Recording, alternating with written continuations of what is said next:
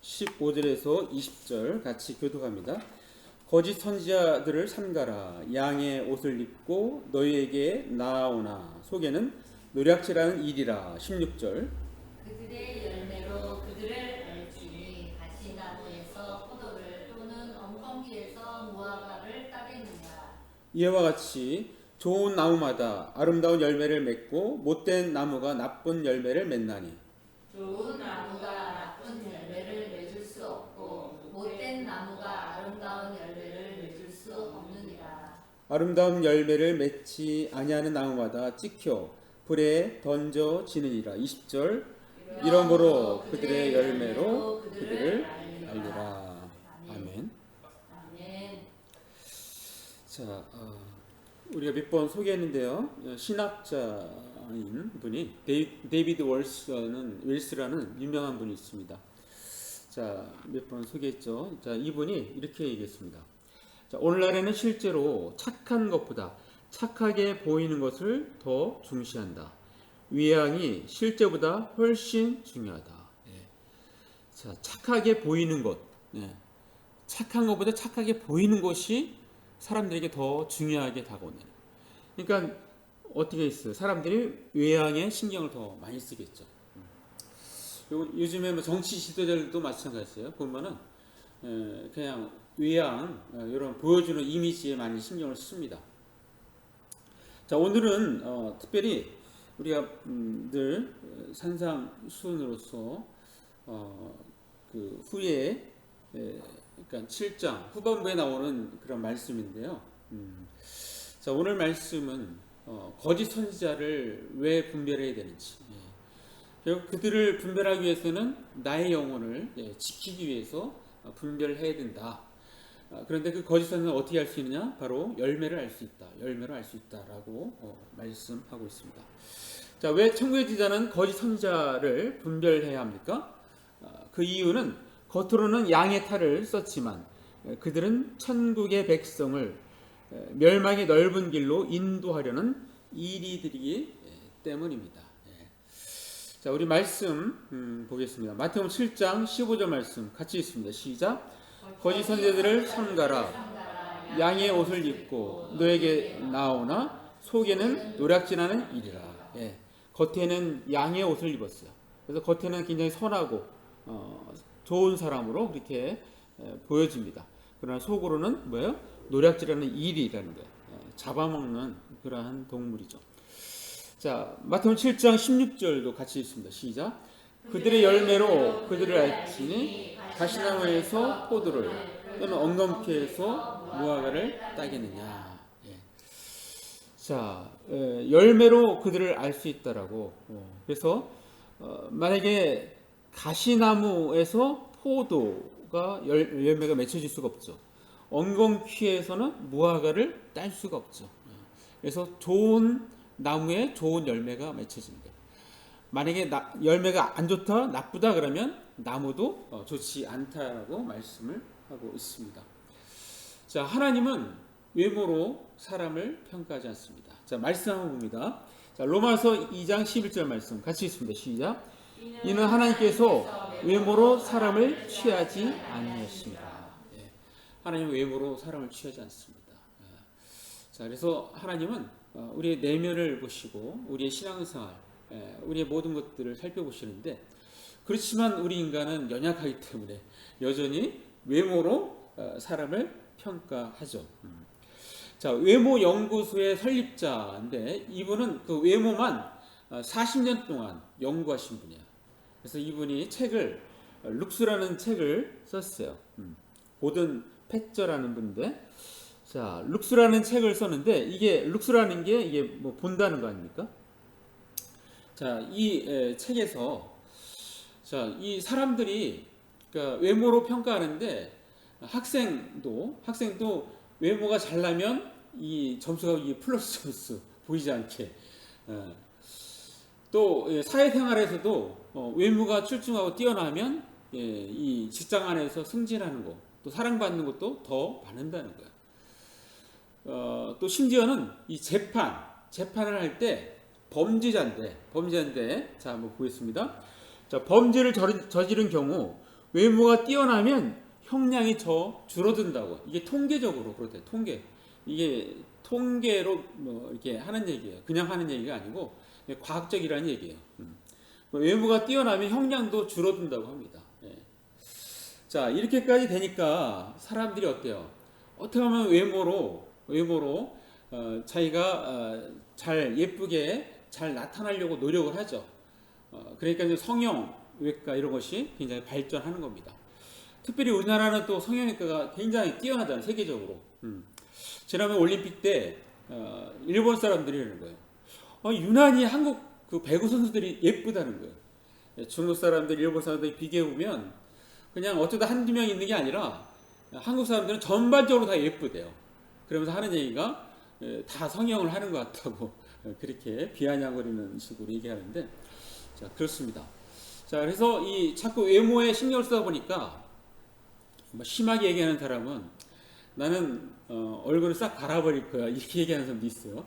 자신이 없는 사람은 또 이렇게 하다 보면은 이게 또 잘못돼 가지고 계속 고치다 보니까 성형 중독증에 빠지는 사람도 있어요. 그래서 그 사람은 돈도 버리고 인생이 아주 망가지는 거죠, 그것으로 인해서. 자, 그래서 뉴욕타임스의 명 칼럼니스트인 윌리엄 세파이어는 이렇게 얘기했어요.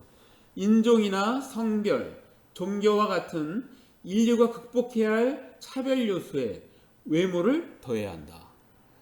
우리는 인종, 성별, 종교 차별하지 말아야 된다. 이거 많이 들어봤잖아요. 그죠? 근데 외모도 차별하지 말아야 된다. 그건 못 들어봤는데 그것도 포함시켜야 된다는 것입니다. 자, 세상이 이런데 모든 세상이 이렇게 돌아가는데 우리 예수 믿는 사람들은 어떻게 해야 될까요? 예수 믿는 사람들은 긍지를 가져야 됩니다. 어떤 부분에 긍지를 가져야 될까요? 그것은 전 세계적으로 지금 79억 정도 되는데 거기에 나는 유일한 사람이라는 거죠. 그죠? 근데 유일한 사람에 대한 프라이드가 있어야 되는 겁니다. 자, 그것을 말씀을 한번 우리가 보면은 자, 시편 139편 14절 말씀입니다. 우리 한번 같이 읽습니다. 시작. 내가 주께 감사하오니 나를 지으심이 심요 기묘하심이라. 주께서 하시는 일이 기이함을 내 영혼이 잘 아나이다. 자, 요 바로 전 성경에는 신묘막측하다라고 해요. 너무너무 신기한 거예요. 예. 자, 사란성 쌍둥이도 다 다르잖아요. 그러니까 얼마나 신기합니까? 하나님께서 한 사람 만드는 게. 자, 우리 병주병아도 점점 자라면서 달라지잖아요. 성격도 다르고 다릅니다. 얼굴도 조금씩 달라지는 것 같아요. 자, 그러니까 이 지구상에서 나는 유일한데 이 유일성에 대해서 자부심과 긍지를 가져야 됩니다. 자, 그러면서 동시에 성경에서도 외모에 너무 신경 쓰지 말고 내면을 단정하라고. 초대교회 때도 그랬어요. 초대교회 때도 이렇게 성도가 들어오면 외모로 화려하고 막 그러면 막 사람들이 거기에 이제 반응을 하는데 그렇게 하지 말고 내면을 더 강화시키는데 신경 써라. 자, 우리 말씀 한번 봅니다. 베드로전서 3장 3절에서 4절. 자, 읽습니다. 시작. 너의 단장은 머리를 꾸미고 금을 차고 아름다운 옷을 입는 외모로 하지 말고 마음에 숨은 사람을 온유하고 안정한 심령에 썩지 아니할 것으로 하라. 이는 하나님 앞에 값진 것이다. 자, 여기 보면은 심령에 썩지 아니할 것으로 하나. 영원히 남는 거. 그러니까 우리의 영혼을 위해서 애쓰는 거는 뭐예요? 영원히 존재하는 거잖아요. 그런데 외모는 어떻습니까? 그냥 내가 죽으면 끝이잖아요. 끝. 그냥 하나의 현상이라는 거죠. 그래서 영원히 남는 것에 대해서 더 신경 쓰라는 거예요. 특별히 우리 내면적으로 신앙생활에 투자하는 거, 그건 너무너무 좋은 것이고, 또 실제 외모가 좀 떨어진다 할지라도 이렇게 신경을 쓰면 어떻게 돼요? 그 사람은 매력적인 사람이 돼요. 매력적인 사람. 자, 매력적인 사람은 어디든지 가도 이렇게 환영을 받습니다. 자, 그래서 이 프랑스 철학자이면서 문인인데 이렇게 이미지에 대해서만 연구를 하신 분이 있어요. 프랑스 문인 레지스 드브레라는 사람이에요. 이 사람 프랑스에서 굉장히 유명한 사람이에요. 삶이 되게 아주 이렇게 다양한 그랬던 사람이에요. 자, 이 사람이 이 이미지의 삶과 죽음이라는 책을 썼는데, 자, 여기서 이 사람이 이미지만 평생 연구를 한 거예요. 근데 이 사람 하는 얘기가 이미지는 창세 전부터 존재했다, 이렇게 얘기를 하는 사람이에요. 자, 한번 이미지에 대해서 어떻게 얘기하나 보겠습니다.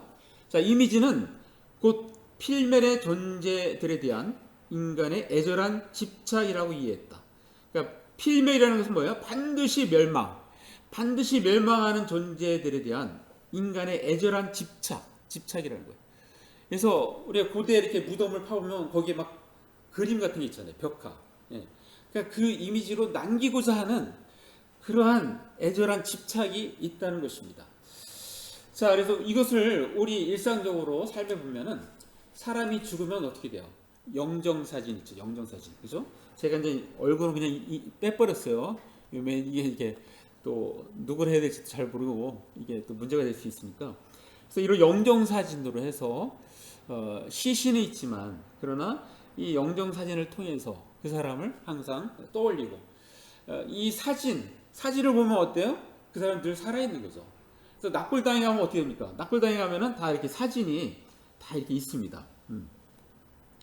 이것이 외부에도 있는 것도 있어요. 그래서 또 이렇게 잘 보이면 비쌉니다. 잘 보이면 비싸요. 저 땅바닥에 있으면 싸요. 그래서 이렇게 그런 부분들, 그런 것들이 이렇게 나타나는데, 자, 이렇게 영화 중에서 아나키스트라는 영화가 있어요. 자, 아나키스트의 여기 나오는 인물은 나중에 다 죽습니다. 다 죽어요. 근데 이때 당시에 조선시대잖아요. 이런 양복을 입을 수가 없죠. 그죠? 그렇지만 이 사람들이 죽기 전에 마지막 찍는 거기 때문에 최고로 이렇게 치장을 하고 사진을 찍습니다. 네. 그래서 그 영화의 한 장면이 이렇게 사진 찍는 게 나오는데 항상 이런 테러리스트나 이런 사람들은 이런 사진을 남깁니다. 마지막. 네. 그렇게 해서 이미지로 나는 죽지만 영원히 이미지로 자신을 살리는 거죠.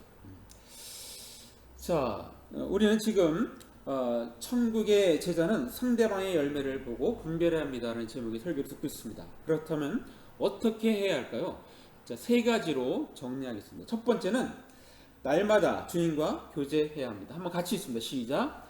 날마다 주님과 교제해야 합니다. 자, 먼저는 나 자신이 좋은 나무가 되어야 되지 않습니까?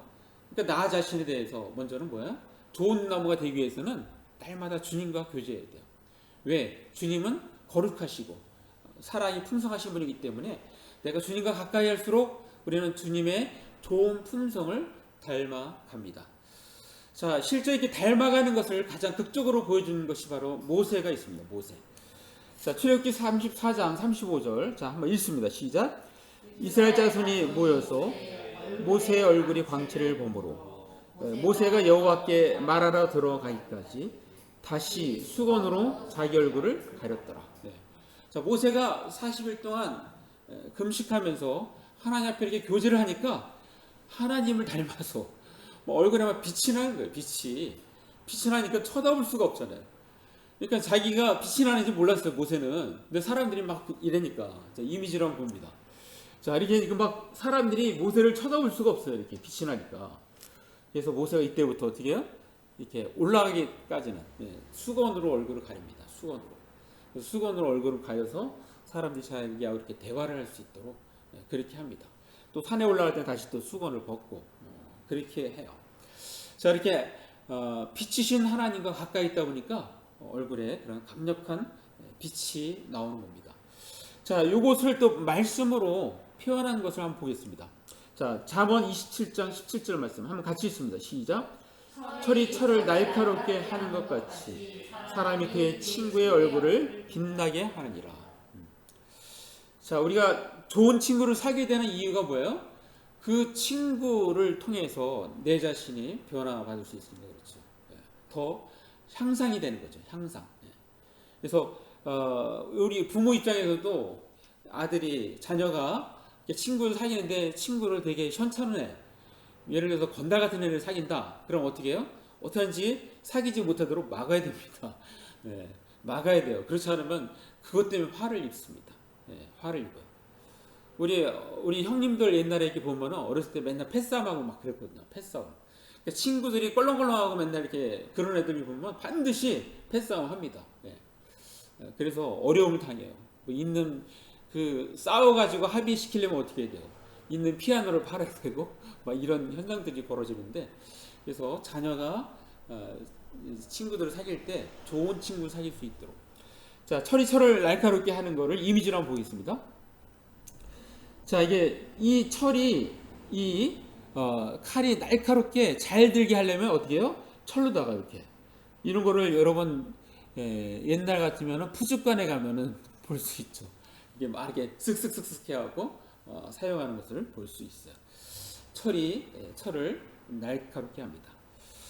자, 우리 예수님은 성경에서 뭐라고 말씀합니까? 포도나무라고 얘기해요. 포도나무. 우리는 포도나무에 접붙임바 된 사람들이에요. 그래서 접붙임이 돼 있으면 어떻게 돼요? 우리도 아름다운 열매를 맺는데, 자, 말씀 한번 봅니다. 요한복음 15장 5절 말씀. 자, 같이 읽습니다. 시작. 나는 포도나무, 너희는 가지라. 그가 내 안에, 내가 그 안에 거하면 사람이 열매를 많이 맺나니 나를 떠나서는 너희가 아무것도 할 수 없습니다. 예. 우리 주님이 포도나무입니다. 우리는 가지예요. 우리가 그분 안에 있으면 열매를 많이 맺게 됩니다. 자, 이것을 한번 이미지로 한번 보겠습니다. 자, 이 좋은 나무 바로 우리 주님께 우리가 딱 접붙임화 되어 있으면 우리는 어때요? 좋은 열매를 맺게 되어 있어요. 좋은 열매, 선함, 거룩함, 사랑, 인자함, 긍휼, 착함, 또 인내하는 것. 자, 이것을 성경에서는 우리에게 갈라디아에서 설명하고 있죠. 성령의 열매. 자, 갈라디아서 5장 22절에서 23절 우리 같이 한번 읽습니다. 시작. 오직 성령의 열매는 사랑과 희락과 화평과 오래 참음과 자비와 양성과 충성과 온유와 절제니 이 같은 것을 금지할 법이 없느니라. 자, 우리는 천국의 제자는 상대방의 열매를 보고 분별합니다. 자, 두 번째로는 말과 행동을 보고 상대방의 세계관을 체크할 수 있어야 합니다. 한번 같이 읽습니다. 시작. 말과 행동을 보고 상대방의 세계관을 체크할 수 있어야 합니다. 여러분, 상대방의 어떤 사상을 가졌는지, 여러분, 사상에 대해서 성경에도 표현하고 있어요. 모든 사람들, 민족들은 사상이 있습니다.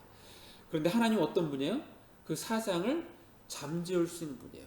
자, 시편 33편 10절 말씀 같이 읽습니다. 시작. 여호와께서 나라들의 계획을 폐하시며 민족들의 사상을 무효하게 하시도다. 여러분, 이슬람의 그 문화 중에 과격한 거를 우리 탈레반을 통해서 볼 수 있죠. 그들의 사상이 거기에 있는 거예요. 근데 하나님은 그 민족들의 사상을 무효케 하신다라고 말씀하고 있습니다. 자, 우리 대표적인 인물을 또 소개하겠습니다. 몽양 여운영입니다. 몽양은 혼데 할아버지가 지어줬어요. 할아버지가 이 사람이 임신되었을 때 꿈을 꿨는데 태양이 떠오르는 거예요. 태양이. 그래서 몽양이라는 건 태양이 떠오른다는 뜻이에요. 그래서 여운형, 우리 역사책에서 그냥 이름만 듣고 자세히 이 사람을 알지를 못하는데 오늘 자세히 좀 우리가 보겠습니다. 자, 이 사람은 1886년에서 그때 오늘날 경기도에서 양평에서 태어나신 분인데 이분이 1947년에 죽습니다. 자, 이분은 해방 전국에 아주 굉장히 뛰어난 지도자 중에 한 분이었어요. 자, 위치를 한번 보겠습니다. 자, 박헌영이, 그 다음에 여운형, 김규식, 김구, 이승만. 이게 1945년, 47년에 가장 백성들한테, 국민들한테 인기 있는 지도자들이에요. 자, 근데 이렇게 어떤 좌표로 올 때 극좌, 공산주의자가 박헌영이고, 극우에 해당되는 분이 이승만이에요. 그러니까 중도 좌파 이쪽에 가까운 분이 여운형, 중도가 김규식이고 이 중도 우파 쪽에 있는 분이 김구예요. 김구. 그래서 이분들은 서로 되게 친했는데 이승만 대통령이 전 단독 정부 김제 정읍 발언, 정읍 발언에서 이 단독 정부에 대한 얘기를 하면서 김구하고 이게 갈라집니다. 갈라져요. 근데 여기 있는 분들이 보면은 여운형, 김구, 박헌영 다 권총으로 다 죽었어요. 김규식은 6.25 때 이렇게 병사로 해서 죽게 되고요.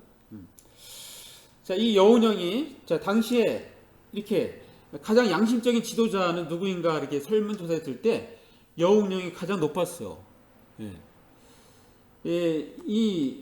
가장 국내에서 인기 있었던 사람이 바로 여운형입니다. 여운형.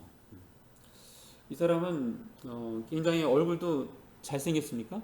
여자들한테 인기가 많은지 그 여자 관계가 굉장히 복잡해요. 그리고 굉장히 똑똑했던 것 같아요. 언어도 영어, 중국어, 그다음에 일본어, 뭐 이렇게 그걸 다 쓸 수 있었던 사람이었어요. 자, 그러니까 이 사람이 유명하게 된 동기가 몇 가지가 있어요. 첫 번째는 1918년에 김규식을 파리 강화회의에 파견을 합니다. 보내요. 근데 그 일을 이 사람이 해요. 이 사람이 거기 대표로 있었거든요. 그래서 그걸 통해서 자, 우리가 이렇게 하니까 국내에서도 뭔가 우리가 의지를 보여줘야 된다. 그래서 나온 것이 바로 1919년 3.1절 운동입니다. 바로 여기서 이렇게 동기가 시작된 거예요. 그래서 이걸로 통해서 유명해졌고, 자, 두 번째는 바로 이 1936년 하계 올림픽 때 송기정 선수가 우리나라 사람이잖아요, 그죠? 근데 일장기를 달고 우승을 했어요. 금메달을 땄어요. 그래서 신문에 나오는데 이거 뭐예요? 일장기를 이렇게 지워버렸어요. 어디가? 조선중앙일보가. 근데 여운형이가 바로 이 조선중앙일보 사장이었거든요. 그러니까 여운형이가 주도한 거예요. 자, 그래서 전 이렇게 하니까 뭐 발칵 뒤집혔죠. 그래서 큰일 났다 했는데 여운형이가 알아서 그냥 자동 폐간을 시킵니다. 이 사건도 굉장히 당시에 유명했던 사건이에요. 또 하나가 있는데 여운형이가 중국에서도 활동을 많이 하고 장개석이라든가 이 마오쩌둥 그때 당시에 전 그런 사람을 알고 있는 거예요. 그래서 일본이 중국하고 전쟁을 하는데 일본은 좀 빨리 끝내고 싶었는데 이게 계속 길어지는 거예요. 그래서 이거를 좀 협상을 해서 중재를 누가 할 사람이 있어야 되는데 일본 사람 중에 할 사람이 없어요. 근데 가장 거기에 적임자가 누구였냐면 여운형인 거예요. 여운형. 그래서 일본의 일왕이 이 사람 직접 초대를 합니다. 초청을 해서 만나요. 만나는데 일왕 앞에서 이 사람이 민족적인 자존심을 내세우면서 아주 또박또박 할 얘기를 다 했던 사람이에요. 거기서도 죽을 수도 있었는데 살아서 나왔습니다. 그 사건이 1940년에 있었던 건데 그 사건 또한 이 사람 아주 유명하게 했어요. 그러니까 그런 사건들이 있으면 국민들이 되게 지지를 해줍니다. 그러니까 자연스럽게 유명하게 됐고 이 사람이 똑똑해가지고 일본이 곧 패망할 것이다 라는 것을 예측을 하고 그래서 건국준비위원회 그래서 건준 우리 학생들 들어봤을 거예요. 건준을 비밀리에 만든 사람이 바로 이 여운형입니다. 그래서 이 사람이 실제 예전 우리나라가 1945년 해방되었을 때 이게 혼란한 사회를 이 사람이 중심이 돼서 건준이 중심이 돼서 왜냐하면 전국 조직이기 때문에 그래서 이렇게 질서를 회복하는데 큰 도움이 되었어요. 자, 이 사람이 1947년에 해화동에서 7월 19일 날 앞에 트럭이 딱 오고 그리고 딱 서 있을 때 권총으로 와서 그래서 그 자리에서 죽어요. 죽는데 이 사람을 죽인 사람은 뭐 여러 가지 설이 있습니다. 여러 가지 설이 있는데 뭐 제가 볼 때는 박헌영 쪽이나 김일성이 죽였다고 저는 생각을 해요. 제가 이렇게 책을 이렇게 보면서 느낀 거예요. 그런데 전 일반적으로 사람들은 이승만이 시켜서 그랬다 그렇게 알고 있어요. 근데 박헌영이가 그랬다는 건 누가 얘기했냐면 그 여운형의 딸이 그렇게 했어요. 여운형 딸 여연구라고 이 사람은 김일성이 이렇게 북한에 가서 이렇게 잘하는 사람이에요.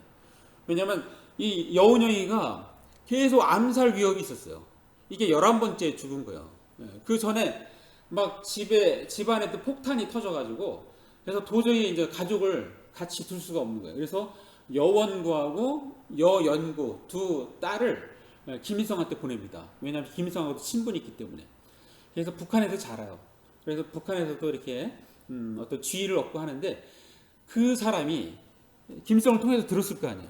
바로 너의 아버지는 박헌영이가 죽였어. 이렇게 그렇게 얘기했던 것 같은데 그런데 어떤 사람들은 또 김일성 뭐 그런 얘기 또 자세히 할 수는 없으니까 그 정도까지만 하고 자 그리고 바로 이 사람이 장례식 때 우리나라 사람 60만 명 광복 이후에 가장 많은 사람들이 이렇게 흰옷을 알아서 입고 나왔대요. 알아서 시키지도 않았는데 이런 분이 바로 박헌영 여운형입니다. 여운형. 자 근데 이 사람이 레닌도 만나고 모택동도 만나고 여러 가지 사람을 만나는데 그래서 이 사람에 대해서 부르는 그 정체성이 굉장히 다양해요. 어떤 사람은 뭐 친일파다. 왜냐하면 일제시대 도 살아남았으니까 친일파다. 뭐 아니면 공산주의자다, 사회주의자다, 뭐 자유주의자다, 또 민족주의다 여러 가지 말을 하는데 저는 이 김상웅 씨의 책을 여기서 말하는 이 사람에 대해서 정체성을 얘기한 거를 저는 동의를 합니다.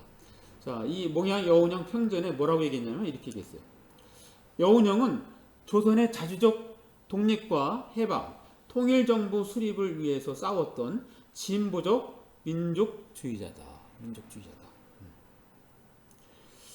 그래서 독립과 해방, 통일정부를 위해서 일했기 때문에 결국은 뭐예요? 북한에는 김일성, 남한에는 이승만. 그러니까 이 사람의 자리는 없는 거예요. 결국은. 그래서 결국은 이렇게 어떤 비극적인 어떤 종말을 맞게 됐는데 그렇습니다. 자 그런데 이 여운형은 뭐 레닌도 만났고 모택동도 만났고 박헌영하고는 동지관계고. 자 그렇게 공산주의에 대해서 많이 접했는데 왜 공산주의자가 안 됐을까요? 저는 이렇게 인물을 보면서 그 사람이 자라는 그 배경 이런 것들을 눈여겨 봅니다. 자, 이 여운형은 1886년에 태어나는데 자기 삼촌의 소개로 그 배제학당이 또 나와요. 배제학당에 여기 입학을 해요. 14세. 자, 그래서 기독교를 처음 접합니다. 근데 그때 당시 좀 시간이 지나니까 배제학당에서 이렇게 막 예배 참석 안 하면 약간 이렇게 강압적으로 했는 것 같아요. 그래서 1년 만에 거기서 나와요. 자, 그러면서 교회를 가는데 어딜 가냐면 바로 상동교회를 가요. 상동교회. 이 상동교회는 수많은 독립운동가가 여기서 배출됐어. 여기서 수많은 독립운동가들을 서로 만난 거예요. 여기서 본격적으로 신앙생활을 합니다. 자, 그리고 이 사람이 신학교를 다녀요. 신학교. 그러니까 평양신학교. 그리고 평양신학교에 가면서 그러면서 전도사 생활을 합니다. 전도사. 그래서 전도사 생활하면서 전도사를 한 2년 동안 전도사 생활을 해요. 그러니까 신학을 접했다는 거예요. 예수를 제대로 알고 이 사람이 굉장히 적극적으로 자기 고향에 가서는 교회도 세우고 했습니다. 이렇게 적극적으로 복음을 전했던 사람이에요. 자, 이런 사람이 공산주의를 접했을 때 공산주의의 출발은 뭡니까? 유물론이죠. 유물론. 그러니까 제대로 예수 믿는 사람은 도저히 공산주의를 받아들일 수가 없는 거예요. 왜냐하면 하나님이 창조하셨는데 거기는 공산주의는 유물론으로 시작하잖아요. 물질로 시작하잖아요. 그래서 공산주의자가 안 된 걸로 저는 그렇게 알고 있어요. 공산주의가 될 수가 없었던 것이 바로 기독교였기 때문에 그렇다. 기독교인이기 때문에. 자, 천국의 제자는 상대방의 열매를 보고 분별합니다. 자, 마지막 세 번째는 자, 상대방의 영을 체크할 수 있어야 합니다. 한번 같이 있습니다. 시작. 상대방의 영을 체크할 수 있어야 합니다. 네. 자, 상대방의 영을 체크하는 거. 우리가 상대방의 사상이 뭔가를 이렇게 체크하는 것도 중요하지만 결국 예수 믿는 사람들은 뭐예요? 좀 더 구체적으로 그 사람 영이 어떤 것인지 이걸 체크하는 것이 굉장히 중요한데 이것을 영을 체크를 하는데 가장 좋은 성경에는 요한일서 4장입니다. 요한일서 4장. 자, 요한일서 4장 1절 한번 같이 있습니다. 시작. 사랑하는 자들아 영을 다 믿지 말고 오직 영들이 하나님께 속하였나 분별하라. 많은 거짓 선지자가 세상에 나왔습니다. 네. 영들이 하나님께 속하였나 분별하라고 성경은 우리에게 말씀해 주고 있습니다. 자, 분별하는 방법. 자, 요한일서 4장 2절 말씀 같이 있습니다. 시작. 이로써 너희가 하나님의 영을 알지니 곧 예수 그리스도께서 육체로 오신 것을 시인하는 영마다 하나님께 속한 것이요. 자, 예수 그리스도께서 육체로 오신 것을 시인할 때, 이 사람이 바로 성령이 이 안에 있구나라고 그렇게 우리가 알아볼 수 있다는 것입니다. 자, 몇 번 소개를 했는데요. 자, 조나단 에드워드, 이 역사, 교회 역사상 하나의 에베레스트 같은 로이드 존스 목사가 에베레스트 산 것 같은 분이다라고 했던 이분이 바로 이 디스팅귀시, 그러니까 표지를 구분하는 것. 그래서 성령의 역사 분별 방법이라는 책. 자, 이 책에서 분별하는 방법 중에 하나를 소개를 합니다. 자, 사랑과 겸손은 마귀의 영과 가장 반대되는 성령의 특징이다. 그러니까 상대방이 만약에 교만하고 사랑이 없어. 그 사람은 뭐예요? 그 사람은 성령이 아닌 거예요. 성령을 받은 사람이 아닌 거예요. 그 사람이 교회에 나간다 할지라도 그 사람은 뭐예요? 성령의 사람, 그리스도인이 아니라 악령의 지배받는, 마귀의 영에 지배받는 사람이라는 것입니다. 자, 정리하겠습니다. 천국의 제자는 상대방의 열매를 보고 분별해야 한다고 우리가 말씀을 들었는데요. 자, 이 세상에는 우리에게 다가와서 늘 좋은 것만 이렇게 얘기하는 것이 아니라 또 실제 그렇게 얘기한다 할지라도 결국은 나의 영혼을 파괴시키려고 접근하는 사람들이 있다는 거예요. 그들은 곧 거짓 선지자입니다. 거짓 선지자에서 우리가 나 자신을 지키기 위해서 우리는 분별을 해야 되는데, 자, 그러기 위해서 우리가 오늘 들은 말씀, 천국에 대한 상대방의 열매를 보고 분별해야 되는데, 세 가지, 날마다 주님과 교제해서 나 자신이 먼저 좋은 나무가 되어야 됩니다. 둘째는 말과 행동을 보고 상대방의 세관을 체크할 수 있어야 합니다. 세 번째는 상대방의 영을 체크할 수 있어야 합니다. 자, 우리 모두 우리가 천국의 제자로서 상대방의 열매를 잘 보고 분별함으로써 나 자신을 거짓 선지자로부터 지키고, 그래서 이제는 정말 상대방을 정확히 알고 거기에 맞게 전도할 수 있는 저와 여러분 되시기를 간절히 바랍니다. 기도하겠습니다. 제가 말씀 생각하시면서 1, 2분 잠깐 기도로 나아갑니다.